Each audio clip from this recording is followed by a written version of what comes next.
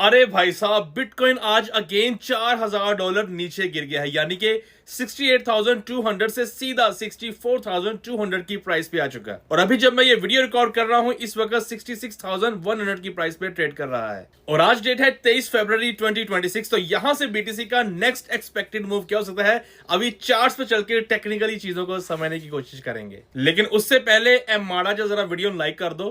कर देता है? चलो आओ चलिए चार्ट पे जी। तो बीटीसी का चार्ट आप सबके सामने ओपन है और बीटीसी का हर सूरत इस लेवल से बाउंस बैक देना बहुत जरूरी है और इस लेवल से बाउंस बैक आया भी है। और इस लेवल को आज सुबह ही मैंने अपने फ्री टेलीग्राम चैनल पे अपडेट भी कर दिया था कि यही एक अच्छा बाउंस बैक एरिया है। लेकिन इसके अलावा बहुत सी ऐसी चीजें हैं जिनको टेक्निकली समझना हमारे लिए बहुत जरूरी है। और ये चीजें मैं पिछले 2-3 हफ्तों से आप लोगों को बताता आ रहा हूं कि बीटीसी इन लेवल्स पे लाजमी आएगा। और वो लेवल्स क्या है वो डिस्कस करने से पहले अगर मैं आपको यहां पे कुछ चीज चेक करवाऊं कि अगर हम लिक्विडेशंस को देखें तो हमारे पास कोई मेजर लिक्विडेशंस नीचे वाली साइड पे नहीं पड़ी हुई कि जिसकी बेस पे हम कह सकें कि बीटीसी 60 या 58,000 पे आएगा। और इसके अलावा अगर हम फियर एंड ग्रीड इंडेक्स को देखें तो भाई साहब ये देखो 5 पे आ चुका है। एक्सट्रीम फियर है यहां पे, तो कहते हैं कि भर भर के बाइंग करनी चाहिए। बाय जो है वो डिप जो है वो अपॉर्चुनिटी है। लेकिन मैं आपको यही सजेस्ट करूंगा कि इस वीडियो को देख लेना, उसके बाद बाइंग की तरफ जाना, क्योंकि मैंने अपनी कम्युनिटी को भी ये चीजें टाइम टू टाइम अपडेट कर दी है। और इसलिए मैं आपसे कहता हूं कि अपडेट के लिए यार वीडियो का वेट ना किया करें, क्योंकि हो सकता है कि मेरा ये वीडियो आप 8 दिन के बाद, 2 दिन के बाद या 3 दिन के बाद देखोगे, उस वक्त आपको कोई फायदा नहीं होगा।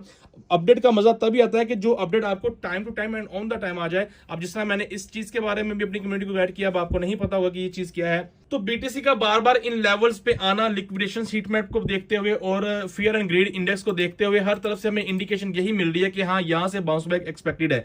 लेकिन एक चीज जो मैंने आपको तकरीबन 2 हफ्ते पहले बताई थी कि मैं बड़े टाइम फ्रेम पे बात करूंगा, छोटे टाइम फ्रेम पे बात नहीं करूंगा, वो मैंने आपको बताया था ये विक का कॉन्सेप्ट, जिसको उस वक्त कुछ लोगों के दिमाग में शायद ये बात हजम नहीं हुई और शायद अभी उनको मेरी इस बात की समझ आ जाए। क्योंकि जब मैंने पहले वो अपडेट दी थी तब सिर्फ ये एक कैंडल थी और उसकी जस्ट ये वीक थी। और मैंने क्लियरली बोला था कि टेक्निकली अगर हम देखा जाए बीटीसी का प्रीवियस बिहेवियर, तो बीटीसी ने जब जब बड़े टाइम फ्रेम पे बड़ी वीक दी है, उस वीक को बीटीसी ने नेक्स्ट डेज में लाजमी फिल आउट किया। और आप ये चेक करें कि इस वीक के बाद हमें ये वीक की कैंडल, दूसरी वीक की कैंडल और तीसरी वीक की जो कैंडल है वो भी हमें नीचे की तरफ आती हुई नजर आ रही है। और मैं डैम श्योर हूं कि अगर ये वीक का कॉन्सेप्ट क्लियरली काम करता है प्रीवियस हिस्ट्री को देखते हुए, तो बीटीसी डेफिनेटली इन लेवल्स पे लाजमी आएगा।